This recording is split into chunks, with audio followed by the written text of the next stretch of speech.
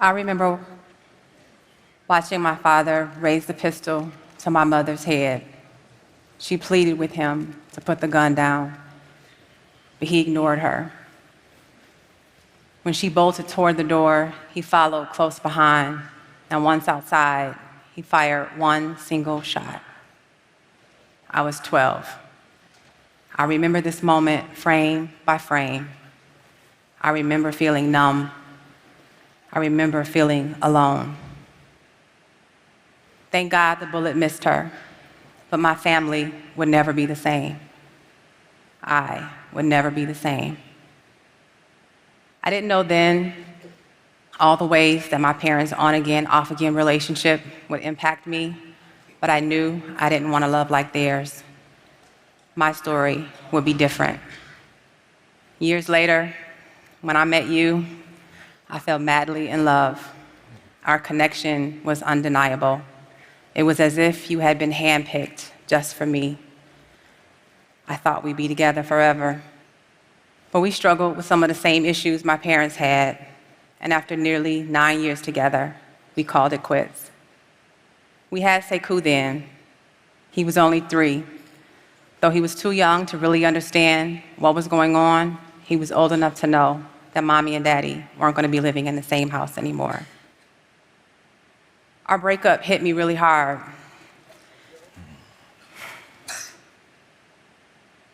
But I decided I wouldn't let my broken heart get in the way of what was best for Sekou. We struggled initially trying to navigate this new space as co-parents. I asked myself, how do we raise this beautiful boy full of wonder and promise and so much power in spite of our failures as a couple? The answer for me was simple.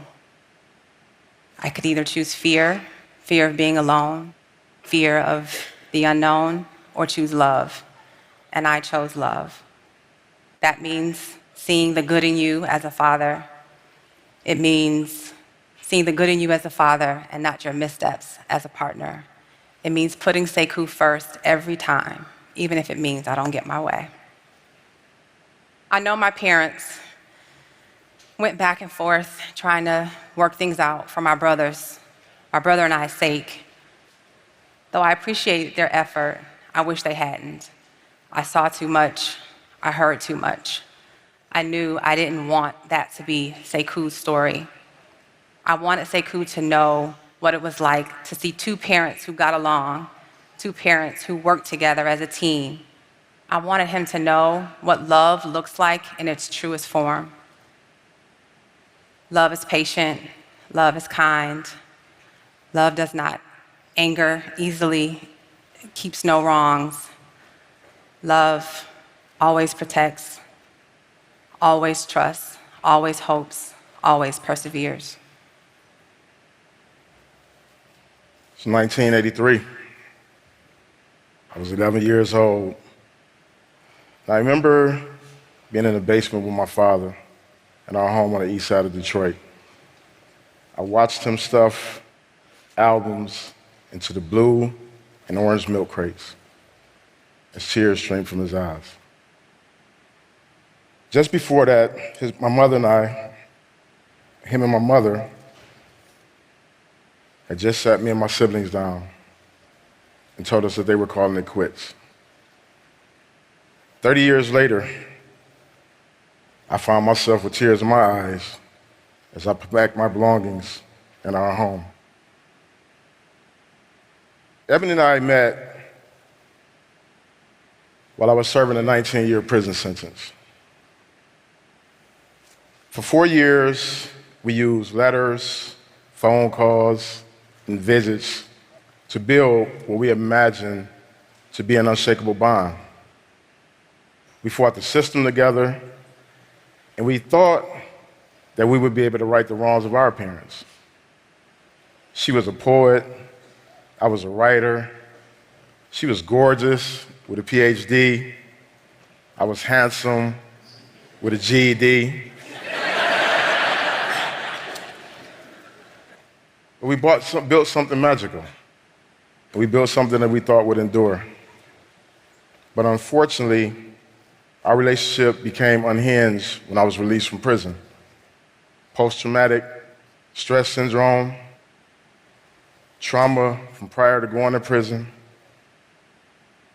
baggage from her relationship, my inexperience in the relationship, undid the magic of what we built behind the walls.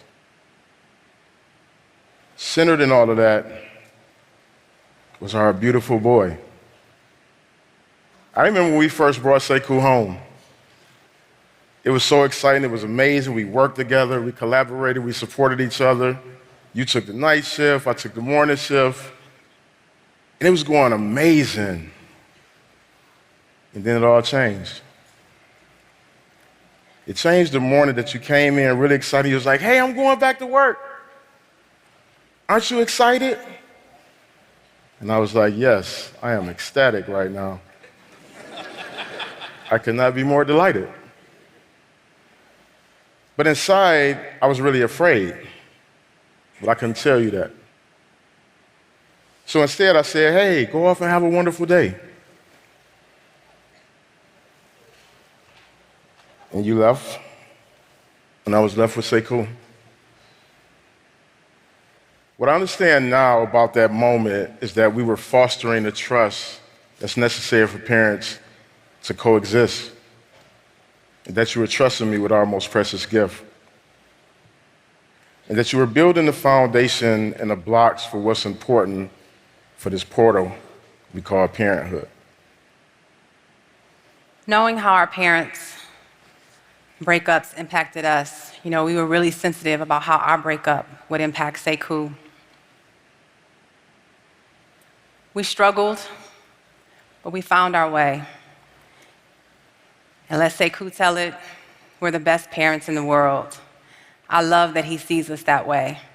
We made a choice in the beginning to co-parent as allies and not adversaries, to break the toxic pattern that we see play out over and over again when parents lose focus on what's most important, the children. They allow their relationship pain to get in the way. But at the end of the day, we're on the same team, and that's Sekou's team. Absolutely. I have to admit, we have an unconventional relationship. A lot of people don't understand.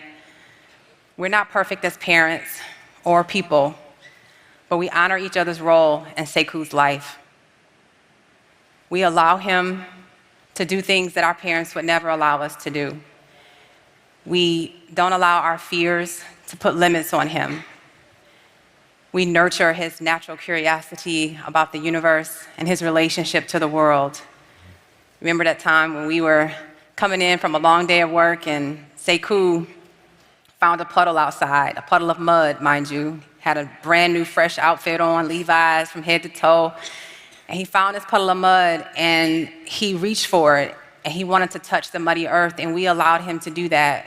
We resisted the urge to say no, and in fact went and got him a shovel and allowed him to feel the earth's properties and explore as much as he wanted to, and he played and was as happy as a pig in mud. We realized that the outfit could be washed, that a bath would clean up all the dirt, but the thrill of being in the moment, of being able to touch and be amazed at this thing that he had never discovered before was more valuable than the clothes or the dirt that could be washed away. We continue to rethink what is right and wrong when it comes to parenting. Sekou challenges us every day. We allow him to climb on couches and draw on his clothes and his shoes, let him run around the store. Well, I do anyway. And I get the death stares from other mamas who look at me and who think that children should be quiet and well-behaved in public. I also get those questions that are really judgments, but I don't pay them any mind. Because at the end of the day, our job is to guide Sekou on this journey of life, not to control him. We're here to help him figure out his place in the world, to uncover his greatest gifts, to discover why he was born. We are raising a free black boy in a world that despises black joy, and we refuse to put limits on him that the world already has. Our parenting can be seen as an allegory for this two-sided coin of possibilities. On one side, the reality of raising a black boy in a society that says that black boys, black bodies, and black lives are only seen as profitable or disposable. And then there's the other side. Possibility of two parents who no longer together, coexisting, supporting each other, loving each other, showing affection publicly in a way that honors the relationship with our son. And even more importantly, is the power to support each other in those vulnerable moments. Like there was this one time that it was my day to go pick up Sekou. You remember that time? I go pick Sekou up, he's in first grade, and as I'm walking up, another parent walks up and says, "Hey, Shaka, I seen Oprah Winfrey give a shout out to you on CNN last night." She was super excited, exuberant even. I was mortified because I thought, what's going to happen when she tells another parent and they tell another parent? And then they go and look me up. And then they discover that I was in prison for second-degree murder. And then their child hears about it. And they come to school and they say to Sekou, "Your dad was convicted of murdering someone." And I remember as watching Sekou race out, and I knew that I had to call Ebony. And when I called her, I explained to her what happened. Ebony said, "You have to have the talk." So I took Sekou home, got him ready for bed, and we talked for half an hour. And I talked to him about why I went to prison, and I listened to his feedback. And then we called his mom so we can do our nightly ritual of her offering prayer and then me doing affirmations. And I remember holding them tightly. And I realized the importance of the affirmations that we do at night. And I see them as a roadmap, as a guide, as a touchstone for other parents to protect, and to empower their children, especially in a world where it's very difficult.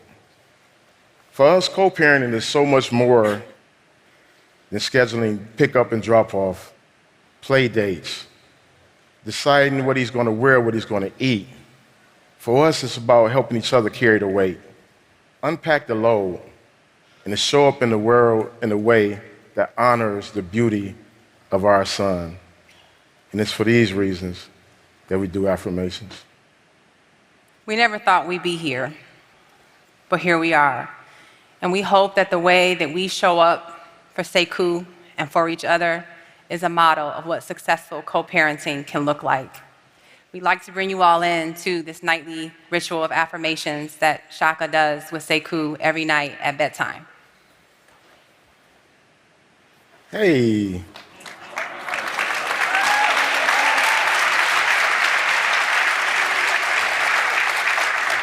I am great. I am great. I am awesome. I am awesome. I am amazing. I'm amazing. I am thoughtful. I'm thoughtful. I am kind. I'm kind. I am loving. I'm loving. I am caring. I'm caring. I am funny. I'm funny. I am smart. I'm smart. I'm a big boy. I'm a big boy. I'm a soldier. I'm a soldier. I'm a warrior. I'm a warrior. I am Sekou. I'm Sekou.